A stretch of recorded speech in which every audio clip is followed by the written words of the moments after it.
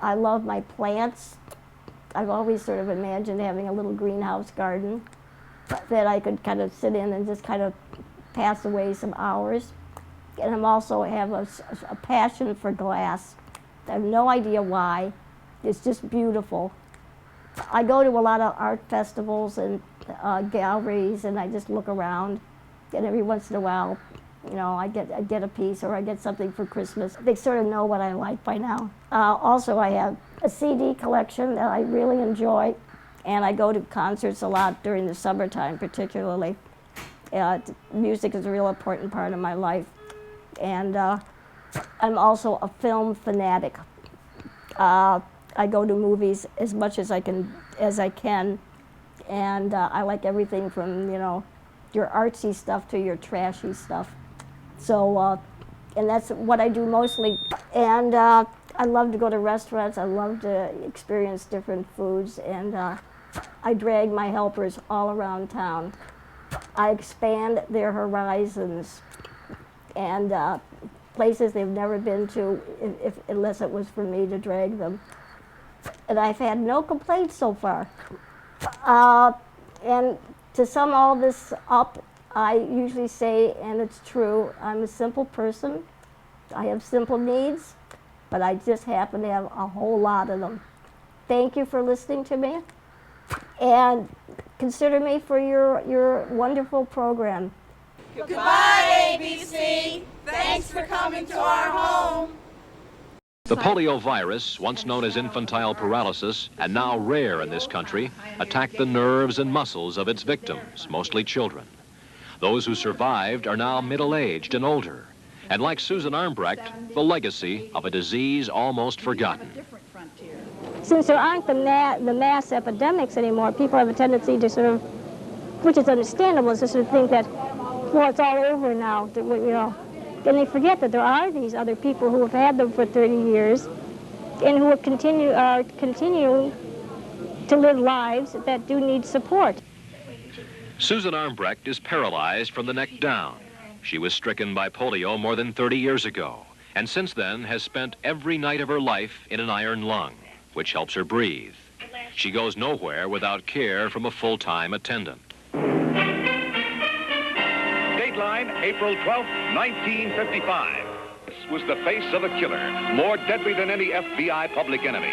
Here, magnified 77,000 times, was the dreaded crippler, the scourge of mankind for centuries, the death-dealing virus of polio.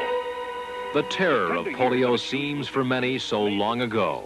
Those anxious, fearful days in the late 40s and early 50s.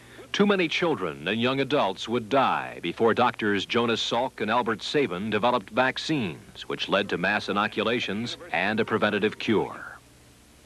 But the Salk and Sabin vaccines came a few years too late for Susan Armbrecht.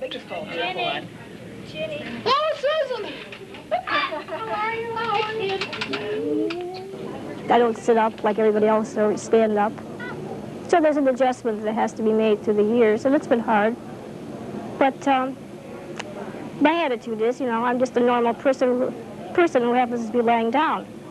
And that's what I, you know, sort of, that's how I feel. I really do feel, you know, even though my physical form is a little different, my life doesn't have to be.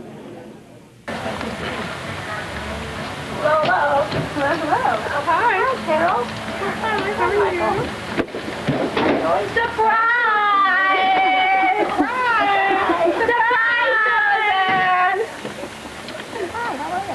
She's got a We don't even have the birthday girl on camera here in this camera, as far as I know. It's a lovely party, thank you. Can you make a comment about the cake? I think the cake speaks for itself. It's too appropriate. It's too appropriate. There once was a lady named Susan who insisted on keeping her shoes on. She was heard to repeat, "Oh, please, watch my feet. Be careful. Don't hurt them or bruise them."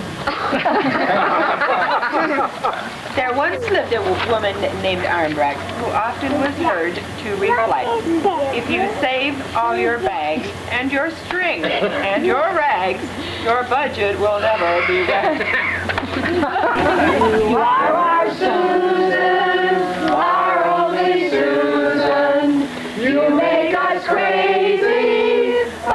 that's okay. You'll never know who's the way we love you. Please don't change, we like you this way. She sleeps on a bed made of metal, and she needs lots of pillows to settle. But she travels along, singing her song on her side. Oh, she don't know who's coming tomorrow.